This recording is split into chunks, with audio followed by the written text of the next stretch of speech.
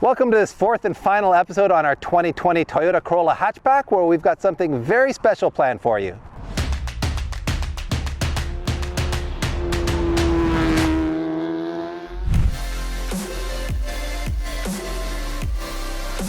I did say something very special, Jason. How do you feel about that? You feel special today? Very special.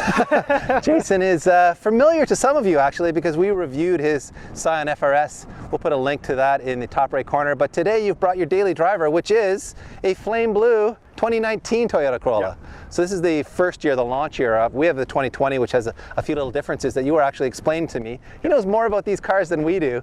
What were some of those differences? Android Auto is a big one. Okay. Yeah, a lot of the Android guys were upset that it didn't have that initially. Yeah, otherwise I think your trim level is higher than mine, yeah. So small little differences in terms of what tech it's in it, stuff like that. And you were saying these have like fully LED rear tail lights, which is kind of unique? Yeah, I think for people that care about cars that aren't so exciting, it's pretty surprising how much money they put into these cars. So full LED headlights and tail lights, so not really something common in this price range. Yeah, it's a pretty high-end lighting package for a car at this price point. Yeah. And what we have planned for Jason today is for him to take his Corolla for a few laps to see how it performs in stock configuration, and then take ours for a few laps and see how the two compare, so that he can give us his honest feedback on what he likes or what he dislikes about what we've done to the car. Pretty sure he's going to like it. He's a performance guy. He takes his FRS to the track a lot, so I think you're going to like what you experience. And then we're actually going to loan him the car for a week while we go off to the SEMA show, so that he can spend a week driving it on the street and report back to us on how he likes living with a lowered car with a slightly firmer suspension and a wider, stickier tire and all that good stuff. So that's what we've got in store. So let's jump in your stalker here and go for a rip. Feel the power, my friend. Feel the power. Whopping 160. 168. And for a car that weighs a hair over 3,000 pounds, I think it actually moves the car along pretty good, doesn't it? Yeah, I think it's pretty good. It's got a nice, meaty, mid-range, torque band, I would say, which makes it feel quite quicker on the street. But I think on the track, you feel like, the top end isn't maybe as lively as you would want out of a true track car. But this isn't a track car, is it? It's a daily driver. Yeah, I think with the fuel economy, you get a lot of laps in without bringing a jerry can. Yeah, it's true. The fuel economy is pretty incredible. You were saying you averaged, 5.9 liters per 100 kilometers? Yeah, on the way here. That's an impressive number. I think I'm only getting 6.5 the way I drive, but my commute is a lot of city stuff, so maybe you're doing more. I'm more experienced. Yeah, it's true. You're a smoother driver than me. You're proving that out here now.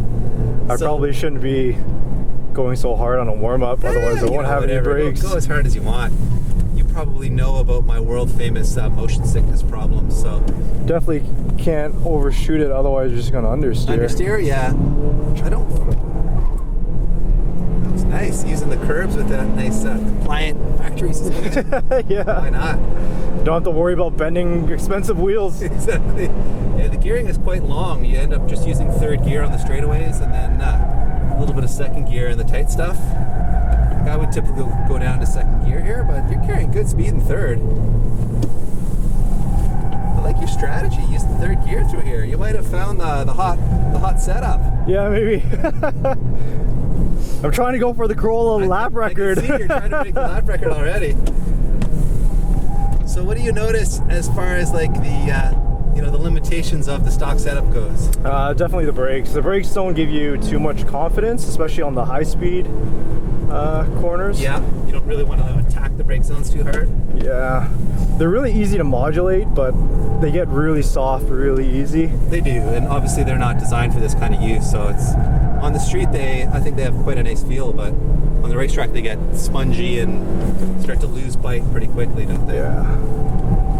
The car has a fair bit of body roll, but it's not excessive. Yeah, it's manageable for sure.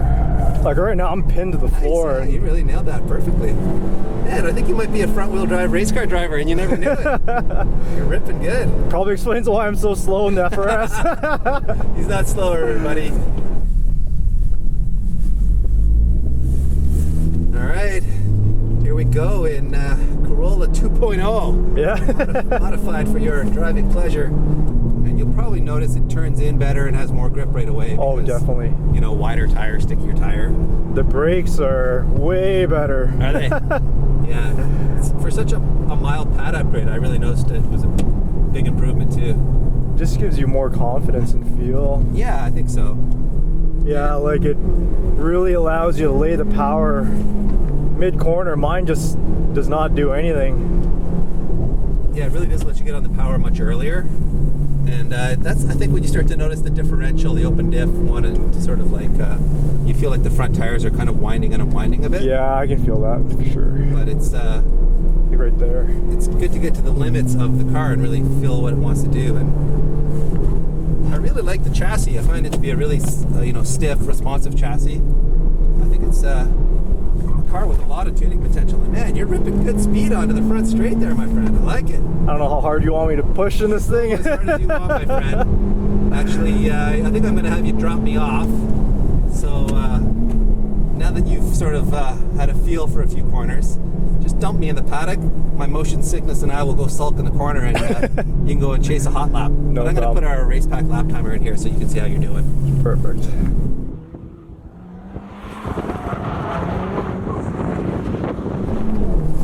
Fun car. Way better than mine for this type of stuff.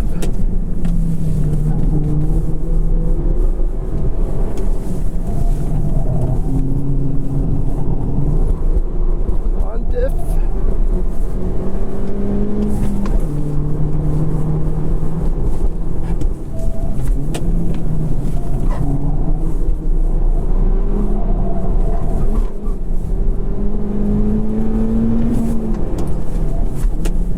Getting along.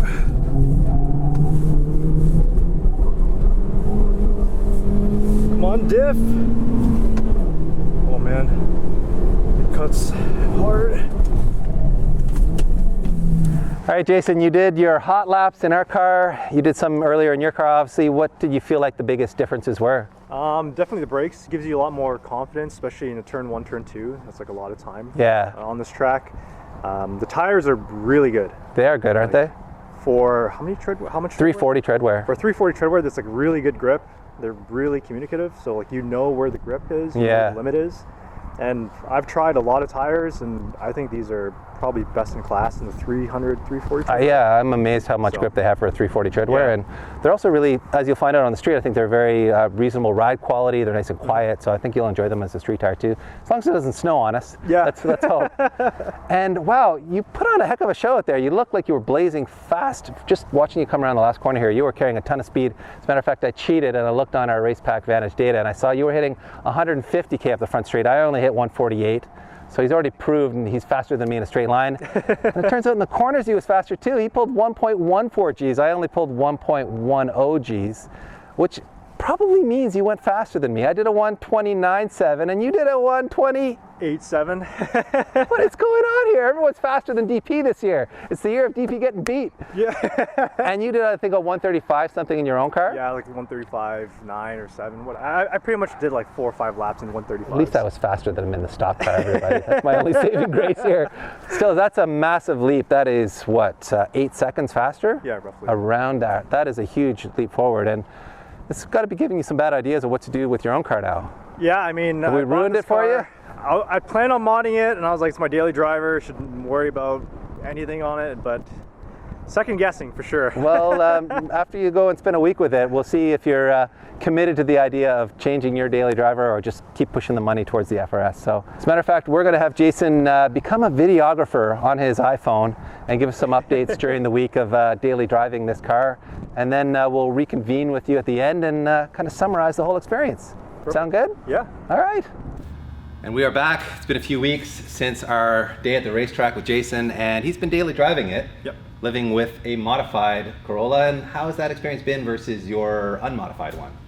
When I first bought the Corolla, I had plans of modifying it. I didn't know whether or not the mods that I wanted to do would kind of take away from it being a daily driver. Yeah. But after driving your car for a few days, especially, I put a lot of kilometers on it. Mm-hmm. It kind of made me realize, like, if I just did it the way you guys did, it wouldn't really, there were really no drawbacks. I mean, the car is lower, right? So driving up steep driveways or parking lots, stuff like that, I did bottom out a few times, but driving on the highway, it's quiet. Right? Front lip's still on there, everybody, so you didn't bottom out that. Yeah. It was pretty slow, But like driving on the highway, I did a lot of highway driving. Yeah.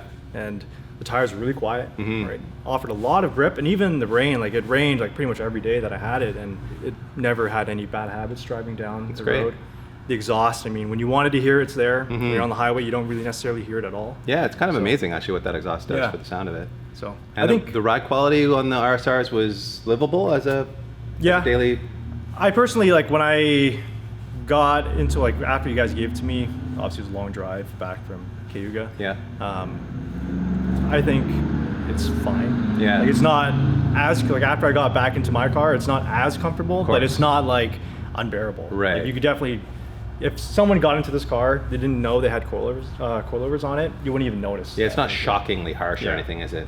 I think it's very livable as a daily setup. Yeah. Obviously, it's not quite as comfortable as the stock stuff, but I quite like the ride quality. And keep in mind too that we have the rear shocks set almost to full stiff to try to get the car to rotate at the track. And had we softened that all down for you, I assume it'd be more compliant. We never got around to testing that, but I think we could add some compliance if we really wanted to. So, well, it's good to hear you didn't really have any, negative experiences with it, other than maybe bottoming the lip out once or twice. That was my bad. That's just part of life, living with a lowered car too, isn't it? I mean, we've all had lower cars here, and it happens. It's part of the game, but you kept it all in one piece, so we do appreciate that. And oh, by the way, we should mention you actually had like a few friends check the car out with you. You took them for rides, and they had fairly positive responses to it. They liked the way it looked. And I showed it to a couple of my friends, and we really didn't give them any heads up. Just like, hey, come over. I just wanted you to see my Corolla. Yeah, exactly. And they loved it. It's pretty sick. God damn. It makes me want to buy a Corolla. Wow. Whoa. Look at this. Did you clean it? No. Literally thrashed it on the track and then came home. Holy shit. I like it. You approve? I love it. Yeah? What? What is this? Auto-tune lip. Dude, that lip kit's like SL's tees, real tees. Oh my god. Look at this fitment, bro. Look at this fitment. Oh my god, the side skirts too. Check the back. No. Dude, the hottest boy in town, right here. I feel like everything we put on it hit the mark pretty close to home. I think maybe Jason's confirming that for us. Maybe a slight confirmation bias happening here, but we really do appreciate you giving us your time and your input on the car as a third-party independent source. Well, everybody, I think that's a wrap on this 4-part mini-series on the new Toyota Corolla hatchback. I hope you enjoyed it. I know we really enjoyed it, and maybe as some final thoughts, we should ask you guys what you think of the build. Did we hit the mark? Did we go far enough with the build? Did we go too far? Not far enough? Do you like the gold on blue color combination? Does the lip kit work for you or not? So let us know in the comment section, and let us know if you like these kinds of simple, shorter build series, or if you prefer our more involved, more technical projects that we tend to favor around here. And one last question is, what do you think of the new Corolla? Let us know if it won a little place in your heart or not, as far as its performance or style goes, or the value that it offers, and whether maybe we helped convince you a little bit into taking it seriously as a fun daily driver, something that you could legitimately commute in every day and still go to the track in, or go to an autocross in, or just rip down your favorite country road in. So yeah, give us some feedback on all of that. And while you're at it, there's that subscribe button over there. You could exercise whatever corner I should be pointing to, and the whole deal with notification bells. Do all that stuff too. So thank you again for watching, and we'll see you very soon. All right, you might as well let it be. See how soft that off is, though? The brakes are, oh man.